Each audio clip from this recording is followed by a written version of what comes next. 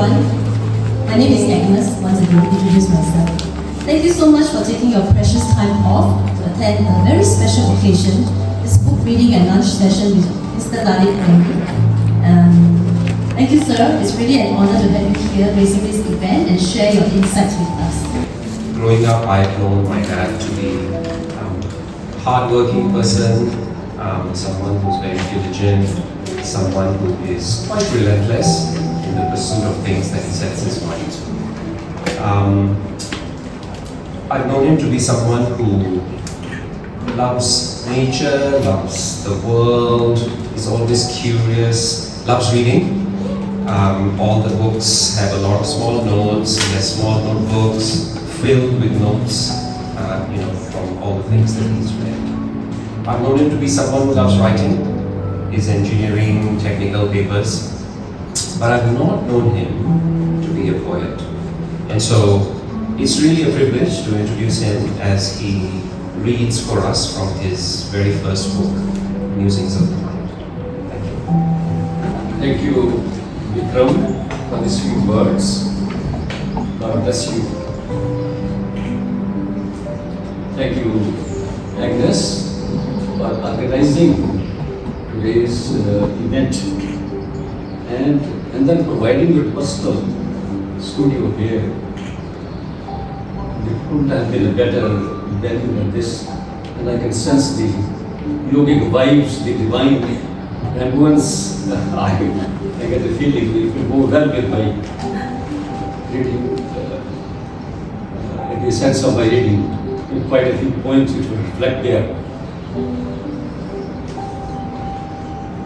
Distinguished guests, ladies and gentlemen, I am so grateful to you all for your gracious presence in today's event of book reading of Musings of the Mind during Corona times, authored by me. I am indeed honored that besides my family, I have an audience who have spared their valuable time to be part of the literary session in spite of their engagements being a weekend. Thank you. Before I begin with book reading, it will be in the fitness of things to give you a brief introduction to my literary journey. Writing has been my passion. Even with best efforts and intentions, parents' love, as vast as the universe, with unflickering will, toiled they hard to make me a man of substance without emulation. Next page. Second stanza. Towards the Mother Earth, biodiversity and its creatures. I did fairly well.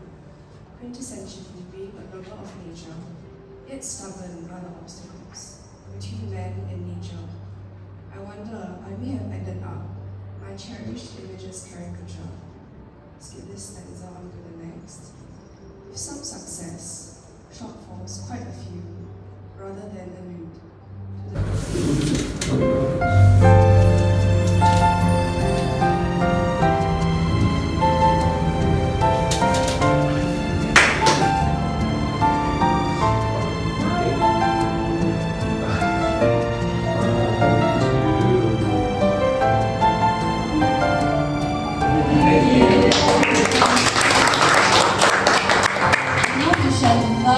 to the share more of Haga, which is our beneficiary for this book as well.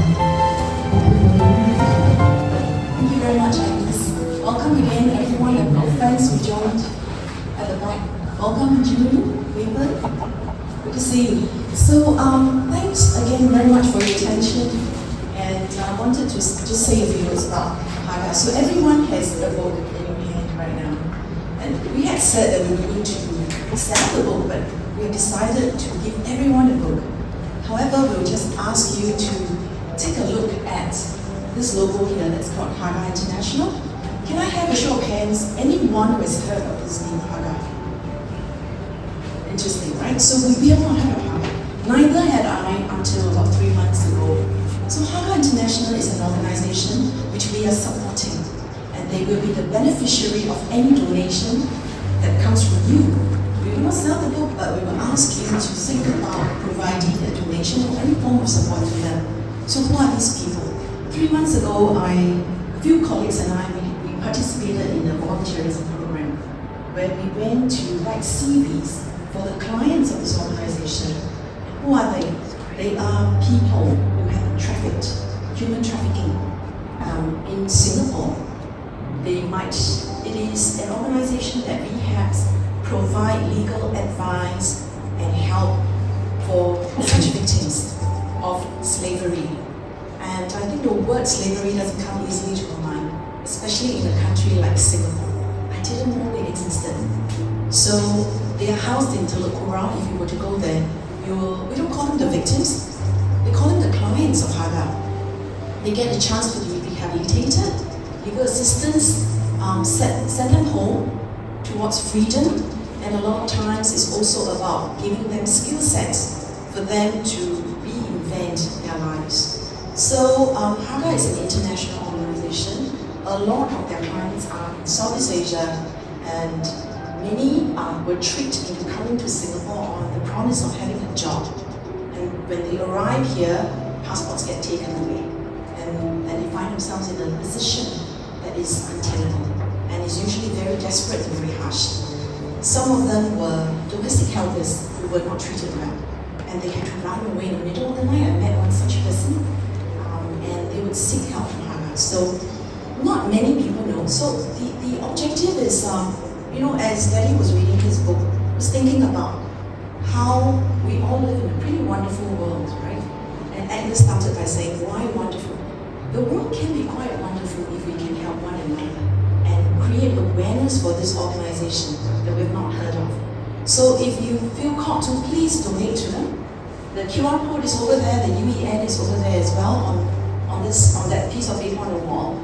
And please also share on your social media to create more awareness for this group of people. There are 3 people who are running the organization out of Singapore, just 3 people, and they do everything with a lot of dedication and passion for what they believe in. So we'll encourage you to do that as well. Well, we're going to sing the song, obviously, right? I've been talking about singing.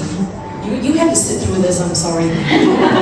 we didn't rehearse to do us justice. This song was written in 1967, written for Louis Armstrong. Why was it written for him? If you think about the context of 1967 in the US, it was just after segregation, the end of segregation. Louis Armstrong was known, his music was known to bring different groups of people together, different races, different stature. It was unifying. And yet, when it was published in the US, it was ready in the US, they refused to publish it. It became a #1 hit in the UK, but it wasn't until 1988 that those who remember the movie Good Morning Vietnam, that it became famous.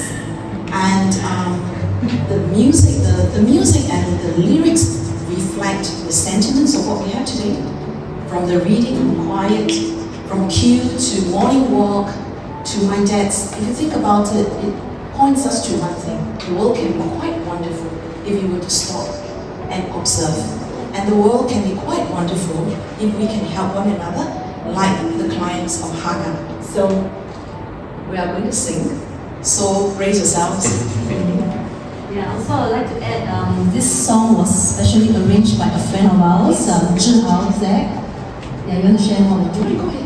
Yes, he's a local singer-songwriter, more onto Mandarin pop. He has some songs on Spotify already, very talented. Met him through one of my mutual friends as well. So we hope to support the local talent. I want to thank Zhihao very much for pulling this together in a few days for us. So hope you like it. Alright, Sally can help us. You can sing along as well. Please, please on your phone. The lyrics are there. Just sing with us. What a wonderful world. Volume.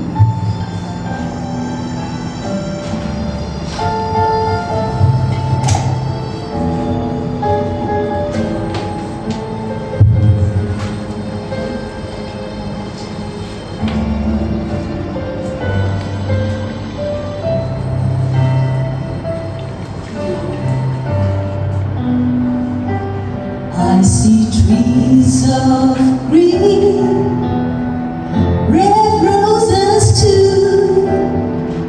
I see them bloom for me and you. And I think to myself, what a wonderful world. I see skies of blue and clouds of white, bright blessed day, the dark sacred night. And I think to myself, what a wonderful world.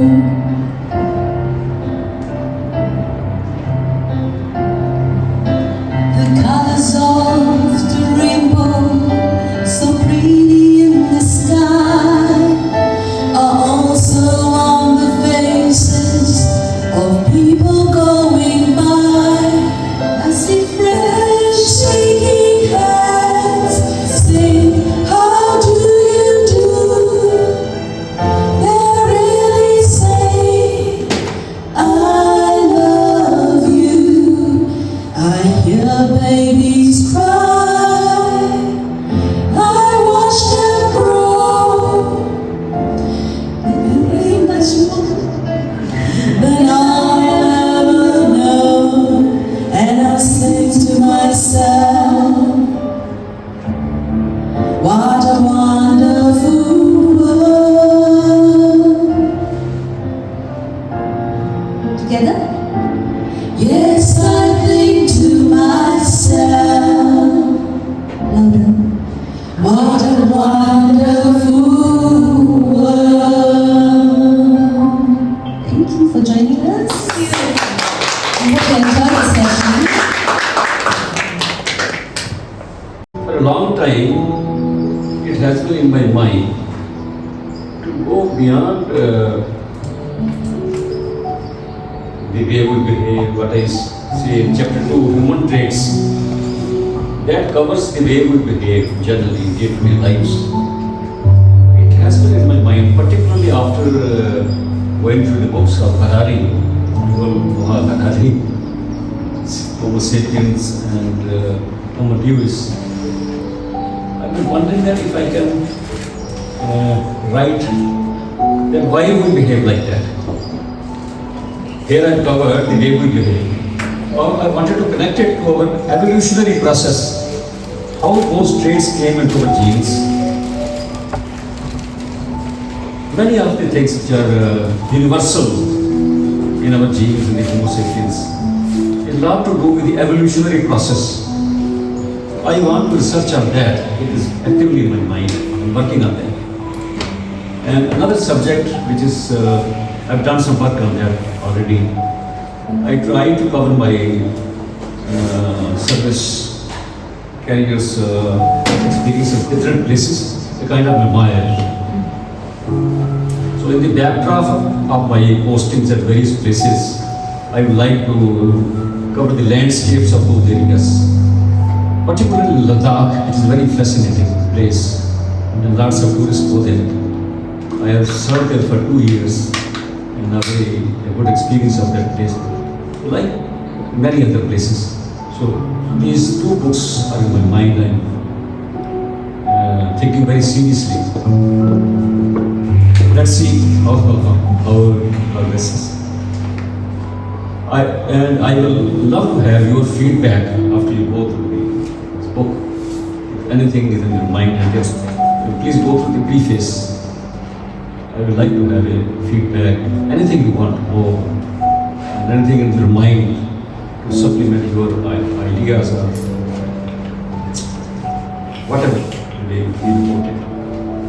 I will welcome it. And I would like to once again thank Agnes for arranging such a wonderful program today, and Pauline for actively coordinating with Agnes for organizing such a wonderful literary session. Thank you very much. Once again. Thank you for your book. It's really inspiring. I remember during the COVID time, I was terrified Oh, yeah. and worried, you know. Yeah. Because I got 3 children, so every time somebody called or sneeze, you know, and I remember instead of trying to look at life in a more positive way, it's like quite stressful. So thank you for giving us a different perspective in life, that we can look at life in a different way.